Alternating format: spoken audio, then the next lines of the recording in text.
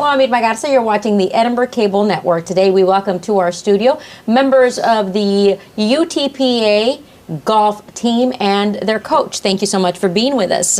If you can, please introduce yourselves. Thank you. My name is Josh Fosdick. I'm the second-year head coach of the program. I'm Ricky Solis. I'm a sophomore on the team. I'm Austin Hinchy, and I'm a freshman on the team this year. Well, welcome. Let's talk a little bit about the team and the program itself. UTPA has a team. Right. Yeah.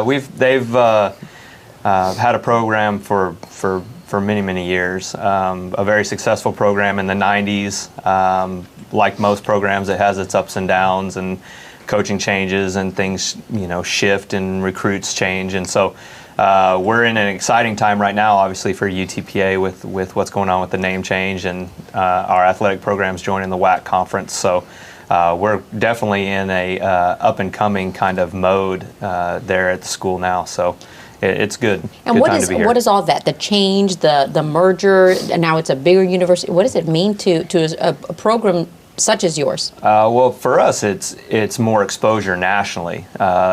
The Western Athletic Conference, most of the teams are going to be located out of state, so that enables our team to travel, California, Arizona, Chicago, Idaho, Seattle. Those programs allow us to go around and kind of get the name of the university out into a region of the United States that wouldn't maybe even know that we existed, before. So. For these guys, it's a great opportunity because they get to go see places, around the country that they wouldn't normally get to, experience golf in different environments, and so for us, and I think all the athletic teams, just the notoriety of a Western Athletic Conference, Austin being from Wyoming, and I grew up in Wyoming as well, that we grew up with that conference. That name is pretty synonymous in Wyoming, and so everything west of here. That's a very common name, so it's an exciting time for us because of that. How big is the program? Our golf program? Mm-hmm. I would say we're kind of middle tier is the way I would describe it. There's always room for improvement. There's always you always wish you had a bigger budget. You always wish you fundraised a little bit better. But I would call us. That goes with just about everything. It goes with every program. Yeah, no, even the top programs are trying to do all those things a little bit better. So, I would say we're middle tier right now. We're trying to break inside. We want to be inside the top 150 in the world. Well, that'd be good too. That'd be good. Boy, that's a lot of pressure, guys. Yeah, we want to be one of those top 150 programs, top 100 programs. It's competition and quality like that enables us to win conference championships and make it to a national championship, and I think that's the end goal is move beyond maybe just trying to represent by winning conference championships and start trying to get our name known nationally by making it into those national championship events. How many teams do you have, and is it boys, girls, men, women? Yes, we have two programs. We have a men's and a women's program. In the past, there had been one coach for both programs. And starting 2 years ago, they split that, and we now have a women's coach and a men's coach. So that frees us up to devote more time to just recruiting for our programs, fundraising for our programs, and I think the stress level for the one coach is much higher than what we have to deal with right now. So I don't know how I would coach two teams. So I'm glad I just have the men. Or split yourself up and both of them are playing at the same time. Yeah, there's a lot that you have to do behind the scenes that would get neglected while you're trying to pay attention to the team. And these are two of your players. We have one from the Rio Grande Valley and one out-of-towner. Yes, sir. Well, now you're from here too. Well, so. I am. Yeah, I am. That's right. We've accepted you. So, tell me about your experience. I've had a good experience playing different courses. I usually play all these valley courses, and I finally got to travel and see different courses, and it's a lot different. It's a lot greener over here. It's drier, a lot of wind, and I'm excited for everything. And what got you into golf? My dad. I played when I was a little kid and just followed him, and he taught me the game and started getting some lessons and played in high school, and now I'm here at UTPA. Where'd you go to school? McAllen High School. Okay. So you were in the golf program there. Yes. And that's something that we're seeing now more, is it not? High schools, even some junior highs that are now offering as a PE course. Yeah, for sure. I mean, that's mostly thanks to Tiger Woods. I mean, when I played golf in high school, you were still kind of a geek and a nerd and semi-athletic, but not really an athlete. And when he kind of burst onto the scene, that really changed the thought process and the dynamic, and suddenly golf became cool, and athletes, kids that might have played baseball or might have been basketball players, found themselves playing golf more often. So Ricky was an outstanding baseball player in high school, and now he's playing collegiate golf. And he easily probably could have played collegiate baseball. And so it's those kinds of kids that are coming on the scene now, and part of that is the high schools are embracing it as a legitimate sport and not just a club, and that is a huge effect when it trickles down and you have middle school programs starting up too. And they're saying that it's more attainable. It used to be, considered a game that only, the affluent, the rich people could play, and now, it's available for everybody. Sure. Yeah, you're definitely getting more. Like the city parks and rec programs are getting more involved with doing junior camps and junior clinics in conjunction with their local, municipal, like a Los Lagos, using the staff there to help the kids that, like you said, might not have access, might not have the equipment, and you get golf courses who are donating that time and those equipments to let those kids get that experience. And really, you can go out and play for less money, a whole game with a cart, less money than when you go out to eat and maybe a movie. Right. So, That's the truth. and here you're getting a little bit of exercise. Absolutely. Sure. Yeah. Your experience is, and then coming from Wyoming to UTPA, the Rio Grande Valley. Yes. That must be some kind of culture shock if you'd never been here before. It definitely was, but also it was exactly what I was looking for. I mean, in Wyoming we get maybe 3 months of golf a year, good golf. I mean, there's a month where we have a little bit of snow and kind of a spring, I guess you would call it. But for me, the draw was really the weather, because it's just so nice down here all the time. We get cold spells here, that last a day, but where I'm from, it's months. So this was really perfect for me, because I could practice all the time, play all the time, and really try and get better. And I've got the resources to do it now. So that was the draw for me. And not to put you on the spot, but what do you think? I think it's awesome. Honestly, I love it. I wouldn't trade where I am for anything. It's everything I could have asked for. It's everything I was looking for, and that's why I decided to come here. It was perfect, and it was a good fit for me, and I'm happy to be here. Before you came and committed to UTPA, was there word that UTPA may be going through a change, and or was that prior to? I didn't know that at first, but when I got down here and got more involved with it, and actually was learning more about the school and the team, I did hear about that. And at first I was doing my search, so I wasn't really too much into anything. But when I actually committed and made my decision, and then I started learning about the school, I did learn that, and that excited me, because obviously if it's growing, that's got to be a step in the right direction. There's nothing wrong with growth. It's got to be a good thing. So I thought that was going to be very good. Good. And now? We're going to be bigger. We're going to be better. No pressure on you guys. You just got to get the championship or whatever the title is. No pressure. No, right. No pressure. Not at all. Something that also I want to talk to you about is scholarships. Scholarships are available for many different areas: academic, there's sports, but also for golf. Right. That's one of the first questions I was getting asked when I got hired by a lot of programs was, are you guys fully funded? Which a fully funded golf program has 4.5 scholarships to give out, or in any kind of increments across the board for their whole team. So how many people on the team? We have a team of 8. 8, okay. So you can see not everybody can get the full scholarship, and so that's the kind of the nuance of recruiting, is trying to find the right kids for the right scholarship percentage.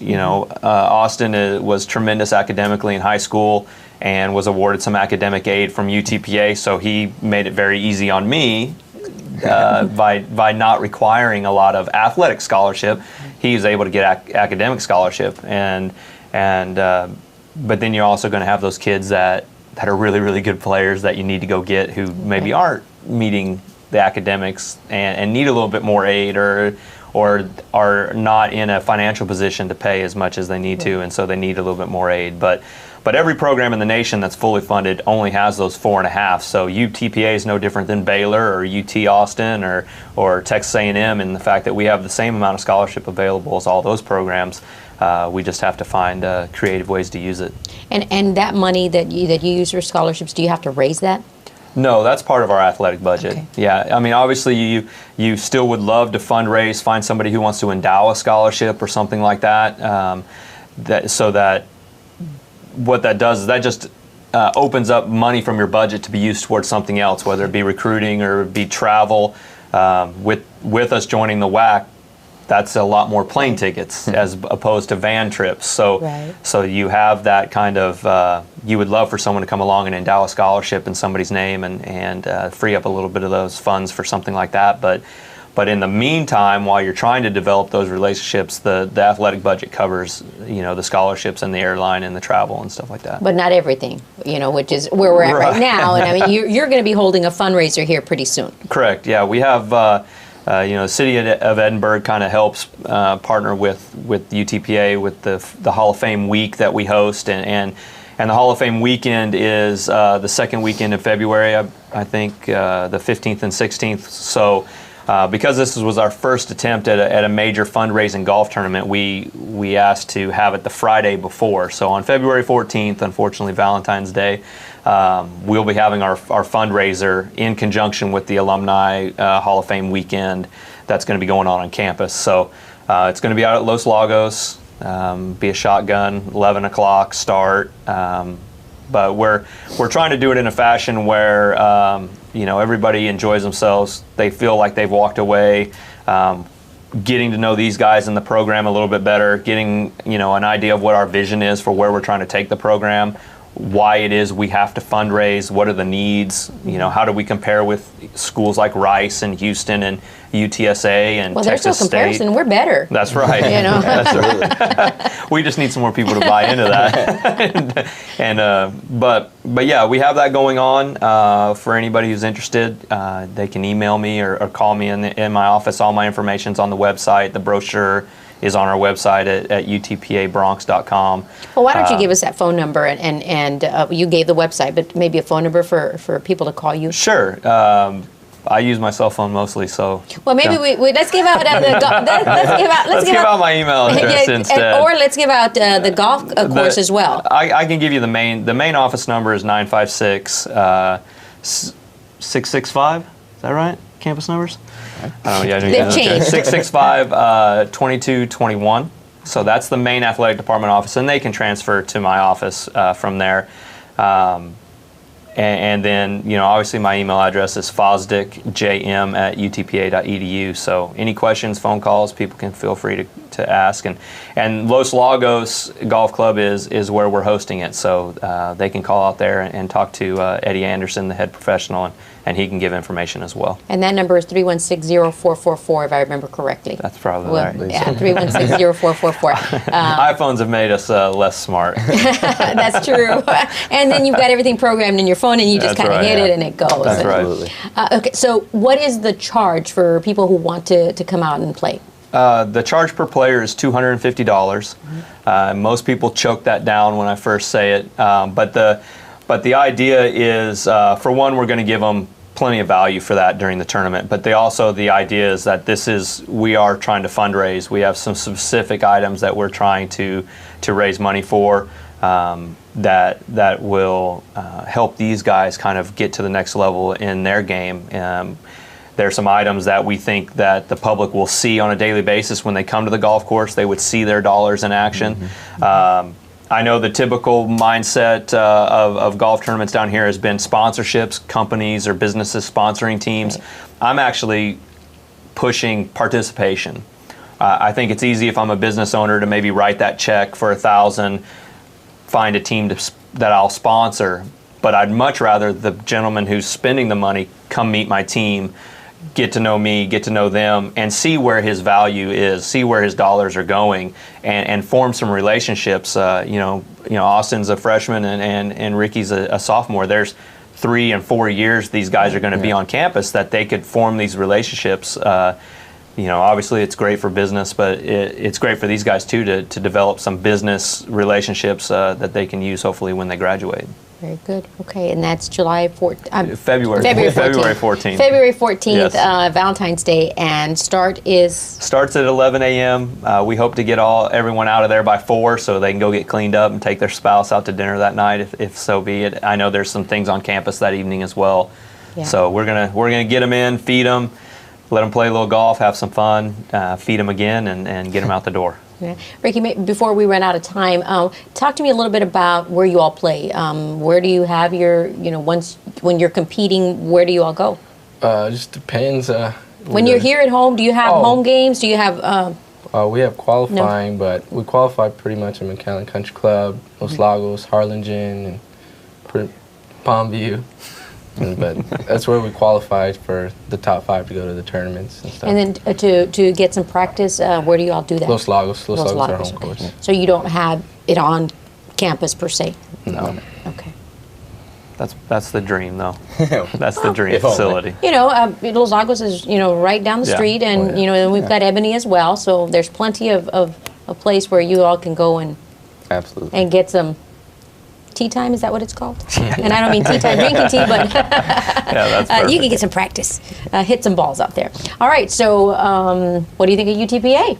UTPA is great. I mean, the environment's fun. There's always something going on. It's never a dull moment, and the school is big, but you don't necessarily feel that on campus, which I think is kind of nice, because some of those big schools you can be lost within the program or lost within the system, and I don't feel like that's the way it is at UTPA, because the class sizes are still fairly small mostly, and so you get a lot of one-on-one time, and you get group work with maybe 3 or 4 classmates, and I just think it's a very fun environment. It's a good environment to be in, and it's a good place. I'm going to have you talk to my daughter, who is a junior in high school and is thinking UTSA, and I'm thinking UTPA, but she's going to have to talk to you. What do you say to kids that are out there, high school kids, junior high kids that are, maybe thinking of trying out golf, but, not sure? Keep trying. Give it their all. That's what I did, and see where it takes them from hard? there. Takes them a lot of hard work and practice, but a lot of practice and stuff will get them going. Is it fun? Yeah. Your a lot of fun. Coach mentioned you also were really good at baseball. What won you out? I mean, what was the deciding factor?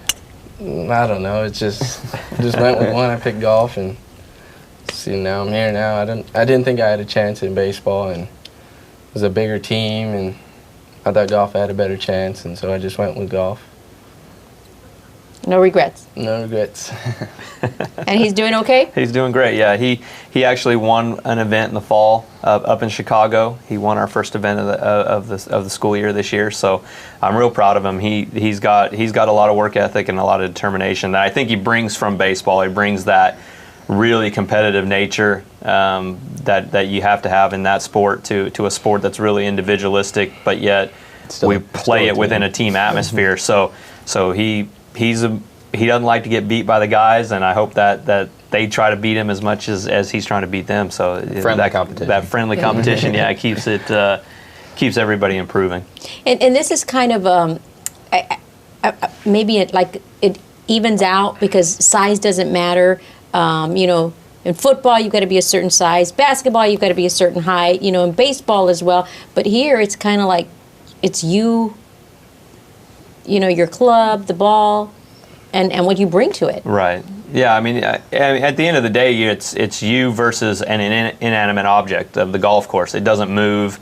The wind blows across it, but that's what matters. And so, yeah, whether you're 5'6" or 6'5", I mean, the bottom line is how fast can you get the ball in the hole. So, if you're 5'6" and can do it in 67 shots, please call me and we'll find a spot on the team for you.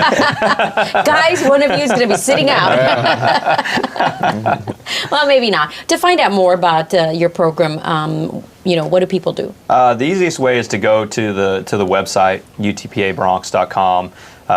Under sports, just men's golf, and click on that. That's got everything that you need to know from our roster to the bios of the guys. You can click on it for the media guide. You can click on it for a recruit questionnaire. You can like I said, you can click on the brochure for the Pro-Am as well. So anything that's happening with us will be posted on there. And then, obviously, for your general questions, you would just go to the utpa.edu and find out more about the school. Very good. Now, Ricky, you went to McAllen High School, you said? Yes, ma'am. Oh, it's going to be like Austin. You're an Edinburghite now, so we'll forgive you for going to McAllen. That's okay. You're one of us now. Well, good luck on the 14th, and good luck through the season. Your season runs from when to when? The whole year. It's all year, year? actually. Yeah. Really? Yes. Yeah. It's kind of it gets split. We start in the fall. We start September 1, and we'll run up to about Thanksgiving break, and then they get December, January off, and we actually started this Monday was our first start back. So our season gets split into two different parts, but only because they have a certain number of competitive days that we can have. So you might play 4 events in the fall and 6 in the spring, or you might play 5 and 5 or 4 and 7, depending on what you're able to do with your days and when you play them. So we have 6 events this spring. Our first one we will actually leave for our first one the day after the fundraiser. So it'll be a nice little relaxing day at the golf course, and then we'll hop on the van and head up to Houston for the Rice Intercollegiate. So There you go. And what do you all win? Do you win trophies? Do you win banners? Trophies. Trophies. Mainly, yeah. Maybe little flags? I don't know. I don't know. they win a day off if they win. Hey, there you go. There you go. You heard it here. That's right. Day That's right. off. No more All right. Anything that you'd like to add? Just maybe on the basis of the fundraiser, we'd really love to have people come out and support us, and we'd love to get to know people, get involved with the community, and also with UTPA. It's a great school, and happy to be here. Ricky? Uh, Come out and support us. come out and support us, please. Coach. Thank you. Yeah, I mean, support it. I mean, any way people can support us, even if it's not through the fundraiser, just coming out, introducing yourself, saying hi to us when you see us out practicing. We're always there with the green bags and the green polos and the Bronc logos. So I just encourage people to come over and say hello and introduce themselves and get to know these guys. A great bunch of guys. You'd be honored to meet them. Very good. Well, good luck to you all, and thank you so much for coming by and sharing with us. No problem. Thanks for your time. And thank you for watching the Edinburg Cable Network. I'm Irma Garza.